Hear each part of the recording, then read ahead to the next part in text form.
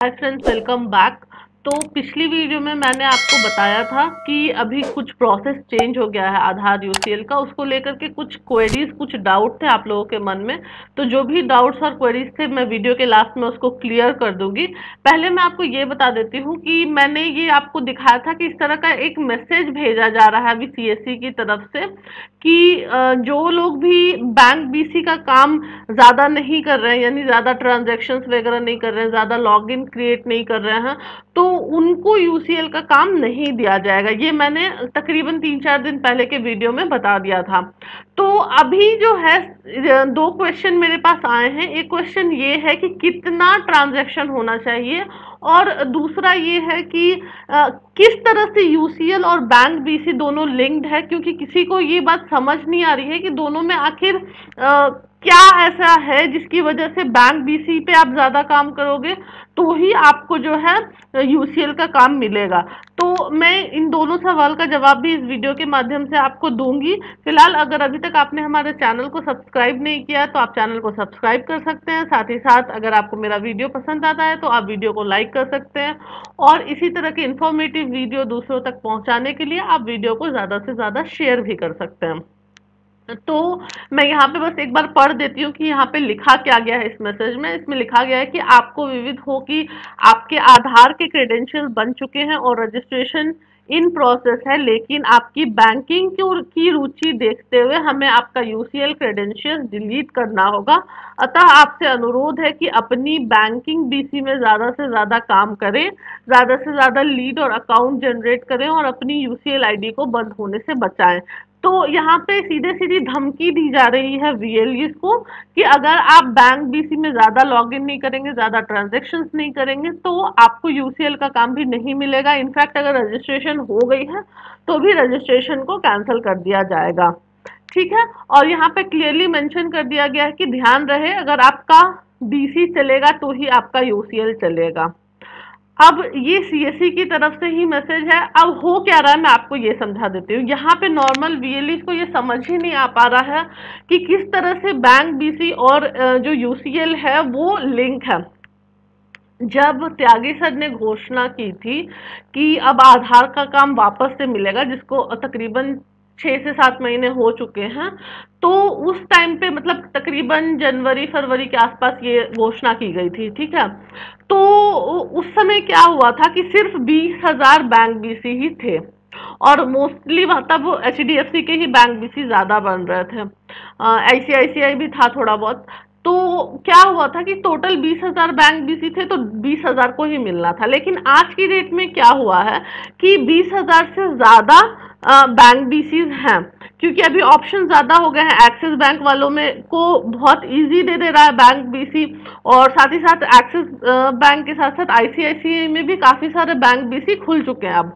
तो सीएससी के पास टोटल 20,000 ही आधार अपडेशन का सेंटर यूसीएल की तरफ से खुलाने का अप्रूवल है।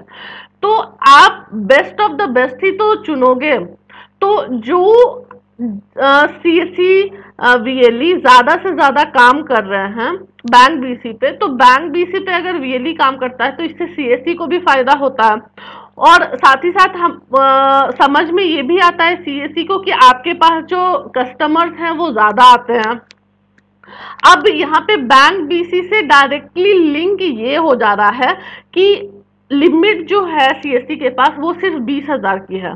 तो best of the best select करने के लिए इस तरह की घोषणा की जा रही है, क्योंकि 7-8 महीने पहले तकरीबन 20,000 बैंक बीसी से आज मान लेते हैं कि 50,000 60,000 बैंक बीसी खुल चुके हैं सीएससी की तरफ से। तो अगर आपको 60,000 में से सिर्फ 20,000 लोगों को ही देना है काम, तो आप किस बेसिस पे सिलेक्शन करोगे? आप जो बेस्ट है, जो सबसे अच्छा है, वही तो सिलेक्शन होगा उनका ही।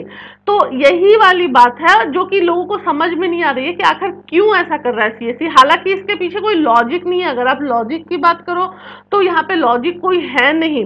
यहाँ पे सिर्फ ये है कि काम किसको दिया जाए। अगर हम ये बात करें कि अगर ऐसा होता है, मान लेते हैं कि अगर मान लेते हैं कि सबको यूसीएल का काम मिलता, जिनके पास भी बैंक बीसी होगी, तो बात अलग हो जाती थी। अब जो दो क्वेरी आ रही थी कल की, किन किन लोगों को वो जो लेटर है वो सेंड करना है, मैंने कल की वीडियो में बताया था कि एक लेटर मिला है सीएससी की तरफ से जिसको कि आपको भर करके भेजना है अगर आप यूसीएल पे काम करना चाहते हैं। तो जिन लोगों को मेल आया है सिर्फ और सिर्फ वही लोग वो सेंड करें, सबको सेंड करने की अभी ज़रूरत नहीं है। और हाँ, क्रेडेंशियल्स में नाम आने के बाद भी रिजेक्शन हो रहा है, तो एक बार अगर आपका क्रेडेंशियल बन गया है तो आप ऐसा बिल्कुल भी ना सोचें कि अब आपका रिजेक्शन नहीं होगा।